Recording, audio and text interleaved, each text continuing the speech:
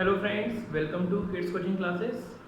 तो अभी हमारे चैप्टर में मोशन चल रहा है, इसका हम थोड़ा सा रिव्यू देख लेते हैं कि हमने क्या क्या पढ़ा है। उसके बाद फिर आगे हम कंटिन्यू करते हैं अपने चैप्टर को। ओके, तो फ्रेंड्स हमने मोशन में पढ़ा था पहला हमारे स्ट्रेट लाइन कि स्ट्रेट लाइन मोशन क्या होता है, सर्कुलर मोशन क्या होता है, वाइब्रेशन क्या होता है, या फिर ऑल ऑफ दी सिचुएशंस। ये सारी कंडीशंस हमने इसमें पढ़ी थी।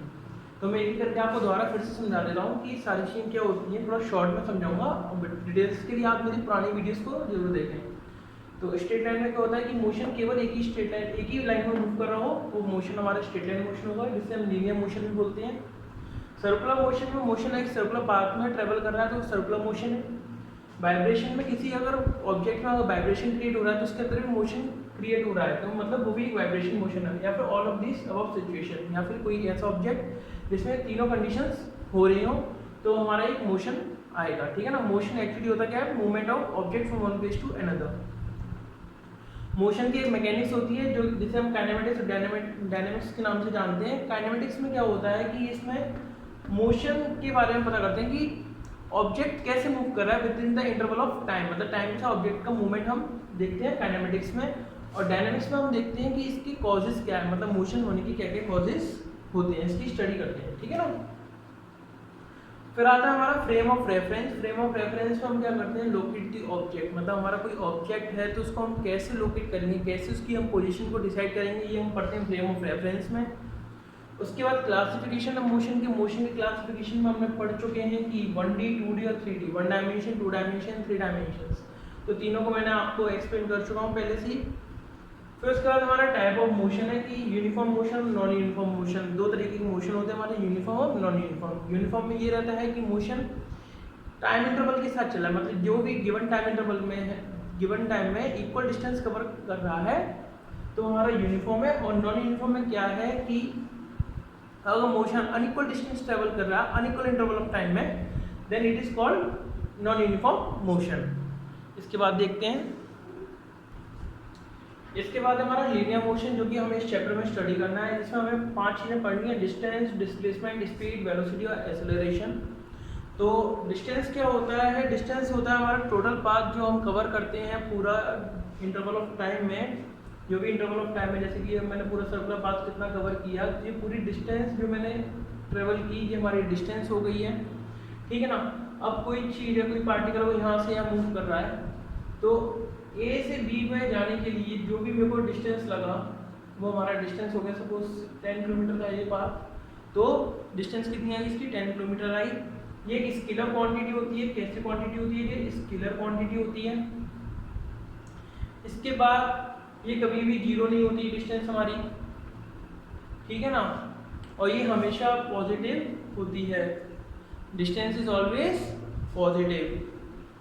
उसके बाद बात करते हैं हम डिस्प्लेसमेंट की। डिस्प्लेसमेंट को हम बोलते हैं शॉर्टेस्ट पाथ। तो डिस्प्लेसमेंट में क्या होता है कि जैसे कि कोई सपोज करो ये ऑब्जेक्ट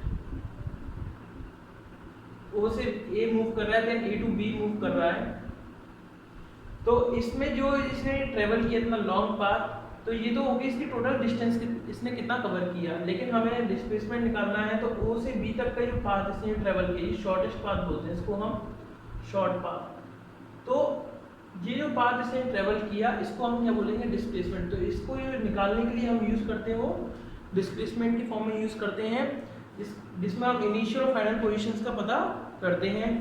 ये हमारी पॉजिटिव, नेगेटिव और जीरो हो सकती है, क्योंकि इसमें एक डायरेक्शन इंक्लूड हो जाता है डिस्प्लेसमेंट में। डिस्प्लेसमेंट में हमारा डायरेक्शन इंक्लूड हो जाता है, जिसे हम वेक्टर साइंस से दिखाते हैं, एस वेक्टर से।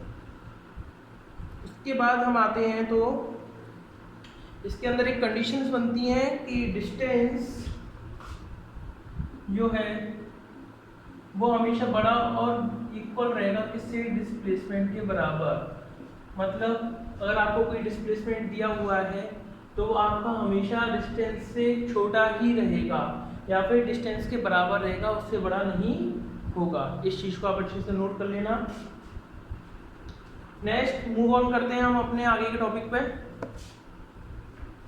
इसके बाद इसमें एक चीज़ और रह गई थी डिस्टेंस और डिस्प्लेसमेंट में, वो और देख लेते हैं कि डिस्टेंस जो होती है हमारी, इसकी ऐसा यूनिट होती है मीटर, सेम डिस्प्लेसमेंट की होती है, दोनों की ऐसा यूनिट हमारी मीटर होती है। इस चीज़ को आप अच्छे से नोट कर लें क्योंकि दोनों में हम डिस्टेंस की बात कर रहे हैं। उसके बाद हमारा स्पीड है। स्पीड में हम देखते हैं कि स्पीड क्या होती है, जो डिस्टेंस कवर हो रहा है यूनिट टाइम इंटरवल में वो हमारी स्पीड होती है। इसकी ऐसा यूनिट मीटर पर सेकेंड होती है। इसका फॉर्मूला होता है speed equals to distance upon time, मतलब हमने कितना डिस्टेंस ट्रेवल किया यूनिट टाइम में है तो वो हमारा स्पीड कहलाती है। स्पीड के अंदर हम बात करते हैं एवरेज स्पीड की। तो एवरेज स्पीड क्या होती है, एक्चुअली जो ये स्पीड फॉर्म हम निकालते हैं ये यूनिफॉर्म के लिए निकालते हैं कि हमारी कोई बॉडी है यूनिफॉर्म स्पीड में चल रही है, इसके लिए हम ये फॉर्मूला यूज़ करते हैं। सपोज बॉडी हमारी नॉन यूनिफॉर्म मूवमेंट कर रही है, मतलब उसका जो मूवमेंट है वो नॉन यूनिफॉर्म है, अलग अलग टाइम टेबल में अलग अलग डिस्टेंस दिखा रही है वो, तो उसके लिए हम एवरेज स्पीड का फॉर्मूला यूज़ करते हैं। एवरेज स्पीड होती है total distance upon total time taken. तो v इसको हम v एवरेज से नोट करते हैं, तो total distance upon total time, तो ये हमारी होती है एवरेज स्पीड, जिसका यूज़ हम नॉन यूनिफॉर्म स्पीड्स के लिए करते हैं। उसके बाद बात करते हैं हम वेलोसिटी की। वेलोसिटी क्या होती है, वेलोसिटी में क्या होता है हमारा स्पीड प्लस डायरेक्शन। स्पीड के साथ साथ क्या आ जाती है हमारी डायरेक्शन, और क्या बोलते हैं हम इसको मैग्नीट्यूड प्लस डायरेक्शन। तो हमारा ये क्या हो जाता है वेलोसिटी के फॉर्म में आ जाता है, ठीक है ना। तो वेलोसिटी की बात कर लेते हैं हम। वेलोसिटी क्या होती है, वेलोसिटी होती है हमारा स्पीड के साथ अगर हम डायरेक्शन को ऐड कर दें। क्या होता है कोई बॉडी मूव कर रही है और किसी पर्टिकुलर डायरेक्शन में अगर वो मूव कर रही है तो उसको हम उसकी वेलोसिटी से जानते हैं। वेलोसिटी में हमारा मैग्नीट्यूड रहता है प्लस डायरेक्शन रहता है। अब जब डायरेक्शन की बात आ रही है तो इसको हम डिस्प्लेसमेंट भी बोल देते हैं, क्योंकि डिस्प्लेसमेंट में भी तो हमने डायरेक्शन ही पढ़ा था, ठीक है ना। तो ये कैसी क्वांटिटी हुई, वेक्टर क्वांटिटी हुई। तो ये आपकी क्या है वेक्टर क्वांटिटी है। अब एवरेज वेलोसिटी की बात करते हैं। एवरेज वेलोसिटी क्या होती है, एवरेज वेलोसिटी में हम ये करते हैं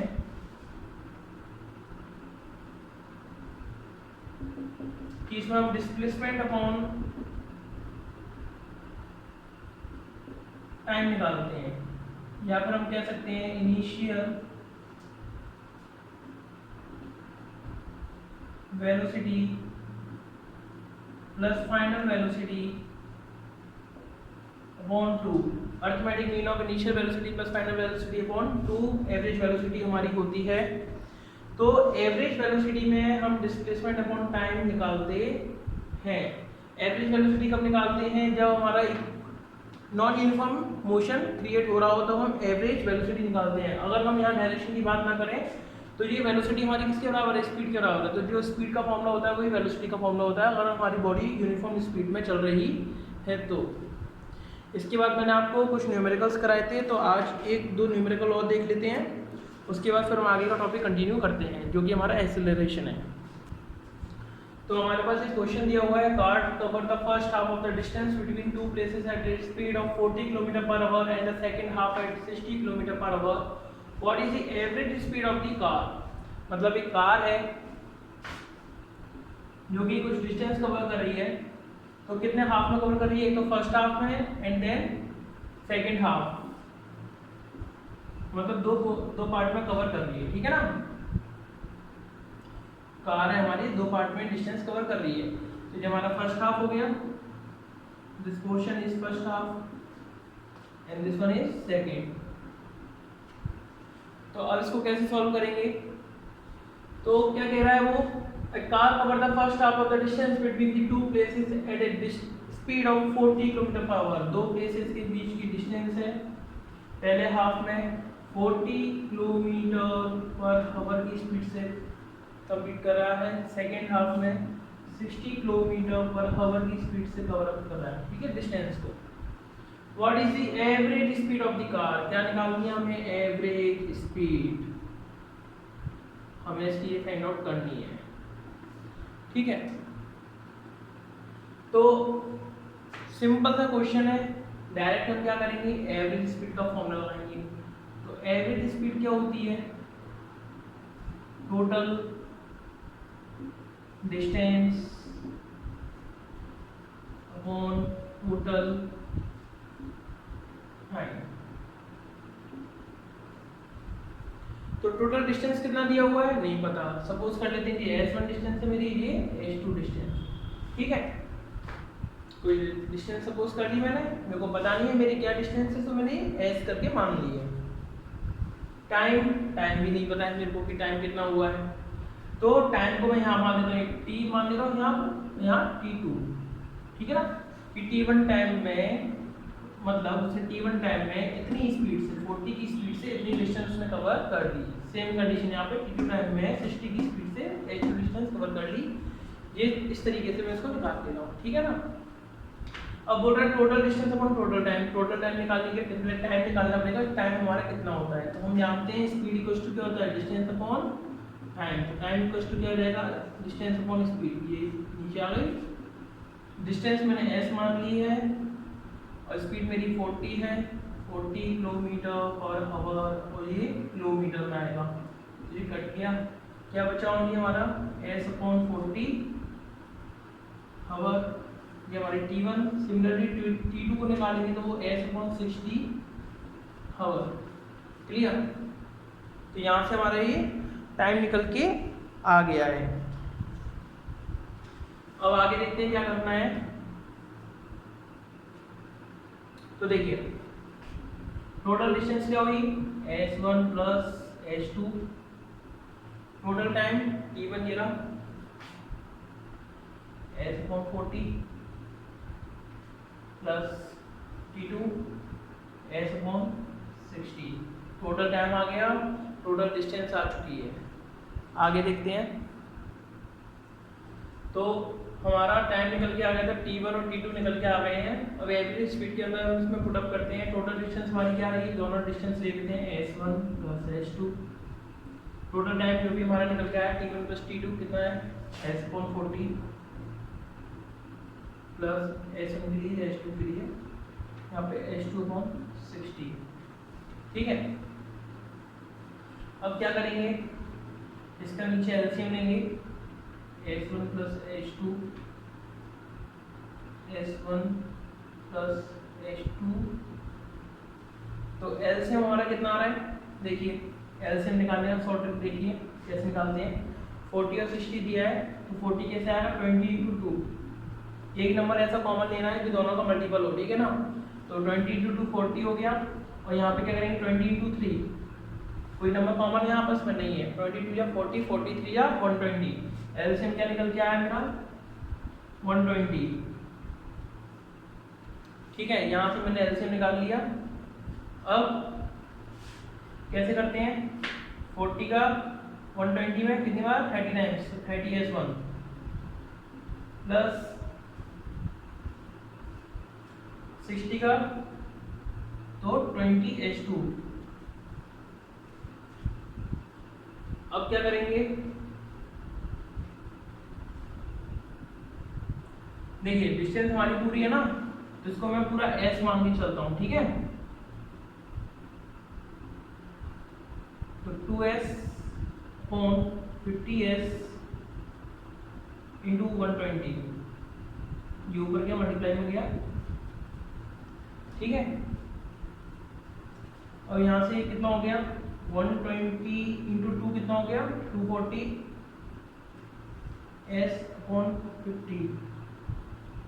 s से s कैंसिल आउट हो गया। नाउ आंसर हमारा क्या निकल के आया 4.8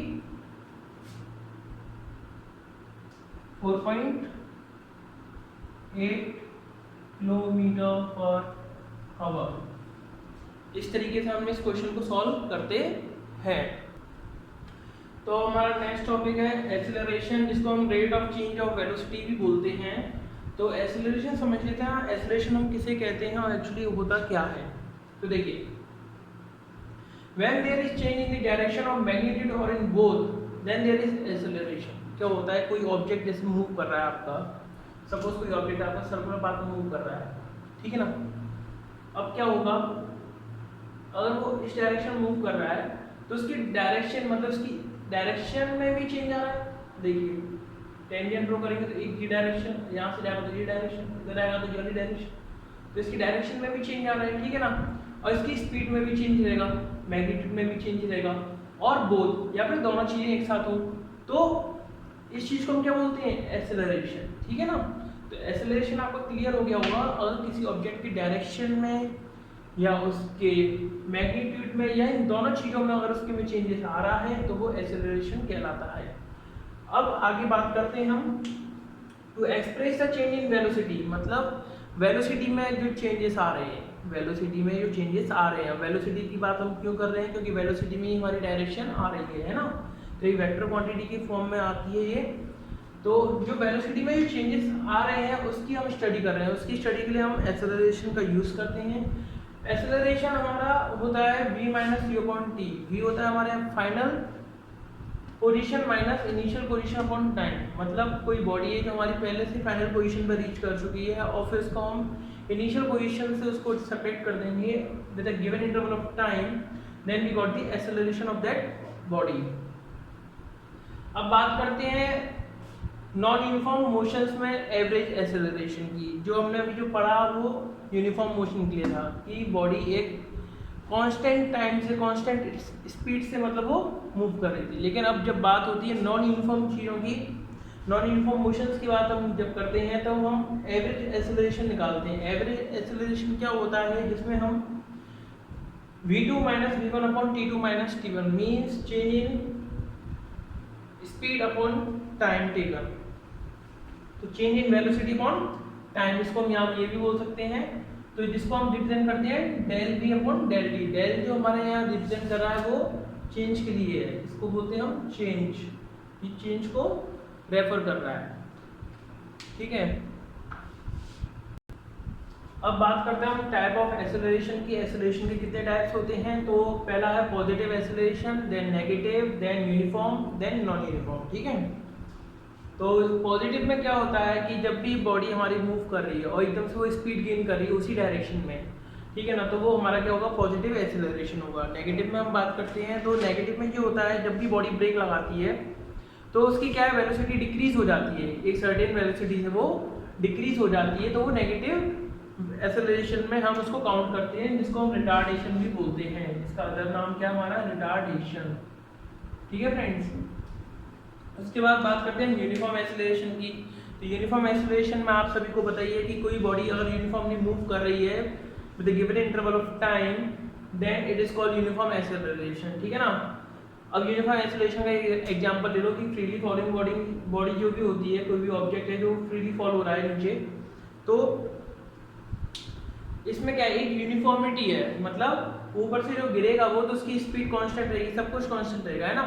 तो जो भी स्पीड इसकी रहेगी वो ग्रेविटी के अकॉर्डिंग रहेगी, क्योंकि ग्रेविटी जितनी स्पीड से इसको खींचेगी अपनी तरफ वही इसकी स्पीड काउंट होगी, इससे ज़्यादा इसकी स्पीड नहीं होगी, ठीक है। तो ये हो गया यूनिफॉर्म एक्सेलरेशन। अब नॉन यूनिफॉर्म का क्या होता है कि कोई भी ऑब्जेक्ट हमने थ्रो किया नीचे से ऊपर की, एक तो पहले उसकी वेलोसिटी 0 से स्टार्ट हो गई, कुछ ऊपर गई, मतलब कहीं ना कहीं तक मतलब उसकी स्पीड वेलोसिटी इसने गेन करी, तो ऊपर जाके वो किसी एक पॉइंट पे वो रुक गया, रुकने के बाद फिर वापस अपनी स्पीड गेन कर रहा है। तो जो ये ब्रेक लगा ना वेलोसिटी के अंदर, तो ये नॉन यूनिफॉर्म एक्सेलरेशन के अंदर आता है, ठीक है ना। इसके हम न्यूमेरिकल्स देख लेते हैं एक दो, उसके बाद फिर इस टॉपिक को हम कंप्लीट करेंगे। तो मुझे एक क्वेश्चन दिया हुआ है, starting from stationary position Rahul pedals his bicycle to attain velocity of 6 metre per second in 30 seconds, then he applied brakes such that the velocity of the bicycle comes down to 4 meter per second in the next 5 seconds, ठीक है। Calculate the acceleration in both the cases।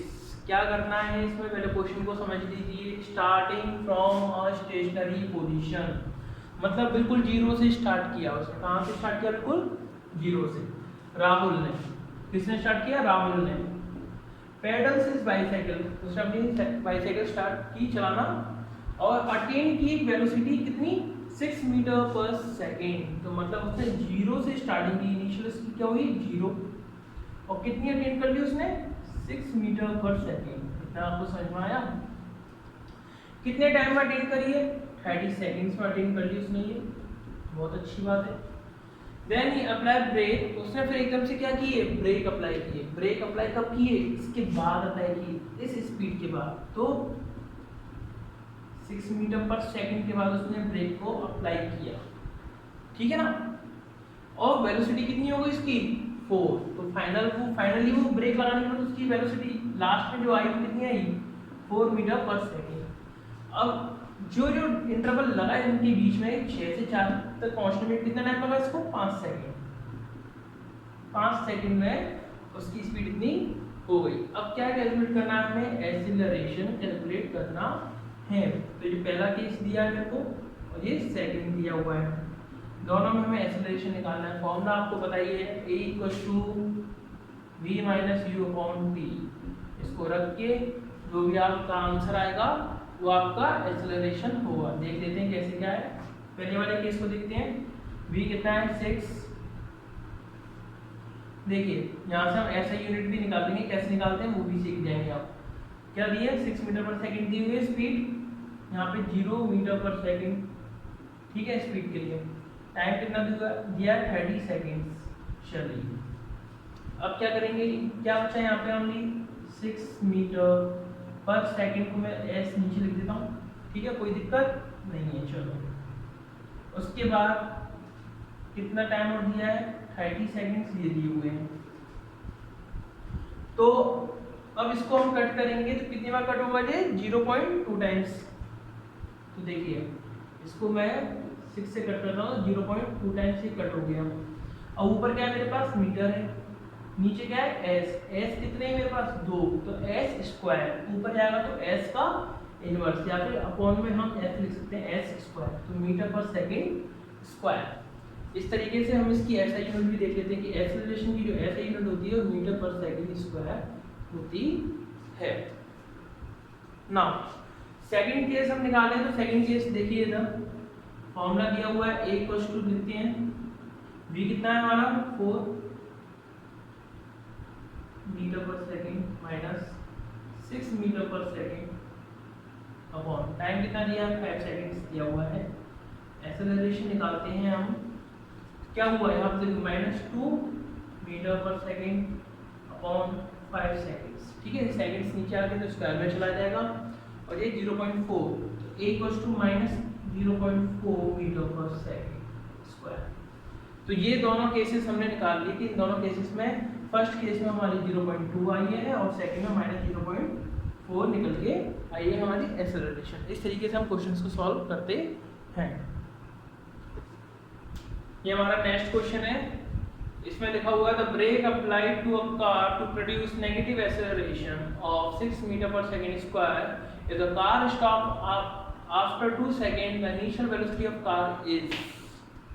अब थोड़ा question को घुमाया गया है, अच्छे से पढ़ लीजिए और समझ लीजिए, उसके बाद फिर हम करते हैं, ठीक है ना। तो देखो क्या कह रहा है, एक कोई कार है जिसमें हमने क्या लगाया है ब्रेक, ठीक है, ब्रेक लगा दिए। टू प्रोड्यूस, क्या प्रोड्यूस किया उसने नेगेटिव एक्सीलरेशन। ये टर्म समझने वाली चीज है कि हमें क्या दिया हुआ है नेगेटिव एक्सीलरेशन। और नहीं समझ में आता तो ऐसा यूनिट से आप समझ सकते हैं मीटर पर सेकंड स्क्वायर दिया हुआ, मतलब क्या दिया हमें एक्सीलरेशन दिया हुआ है। एक्सीलरेशन कितना दिया है नेगेटिव का दिया हुआ, तो -6 मीटर पर सेकंड स्क्वायर ये हमें गिवन है, ठीक है ना। If the car stop after 2 seconds, और ब्रेक लगाने के 2 सेकंड के बाद वो कार रुक जाती है, तो मतलब टाइम कितना दिया हुआ है हमें 2 सेकंड हमें टाइम दिया हुआ है। The initial velocity of the car is u, पूछ रहा है वो कि u कितना रहा, ठीक है ना। u निकालना है। अब कैसे निकालेंगे बताइए। तो देखिए अब यहाँ पे v भी नहीं है हमारे पास।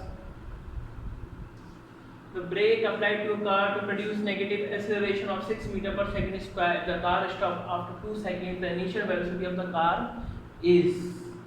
तो देखिए u निकालना है, t दिया हुआ है, a भी दिया हुआ है, v क्या रहा होगा सोचिए, v रहा होगा हमारा 0। वो कैसे, क्योंकि उसने ब्रेक लगाई ना, और ब्रेक लगाने के 2 सेकंड के बाद कार क्या हो गई रुक गई, आर स्टॉप, ये रहा भी हमारा, ठीक है ना।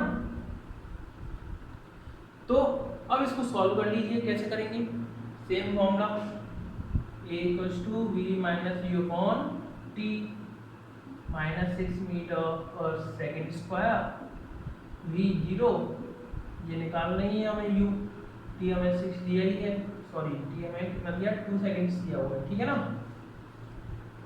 इसमें हम इसका मल्टीप्लाई कर देंगे, तो देखिए minus 6 metre upon centimetre square into 2 into seconds, ठीक है ना। अब एक एस से जी एस कट गया, क्या बचा only minus 12 metre per second, तो ये आपकी क्या आ गई यू, स्पीड आ गई, ठीक है ना। मीटर पर सेकेंड क्या होती है हमारी स्पीड, तो ये यू निकालने के लिए इसने बोला था इनिशियल वेलोसिटी फाइंड आउट करनी थी, जो हमने कर ली। इस तरीके से हम एक्सेलरेशन से क्वेश्चंस को सॉल्व करते हैं, और आपके पास जो भी बुक हो उस बुक से आप क्वेश्चंस लगा के देखिए, और आपको समझ में आ गया है तो आपके क्वेश्चंस तो लग जाएंगे, और नहीं आता है तो एक बार आप मुझे कमेंट में प्लीज़ बोलिएगा, क्वेश्चंस आप मेरे को भेज सकते हैं अपने, तो मैं आपको वो क्वेश्चंस करा के दे दूँगा, ठीक है फ्रेंड्स। तो आपको वीडियो लाइक अच्छी लगी हो तो लाइक और शेयर जरूर करें, अपने फ्रेंड्स को भी बताएं। Okay bye.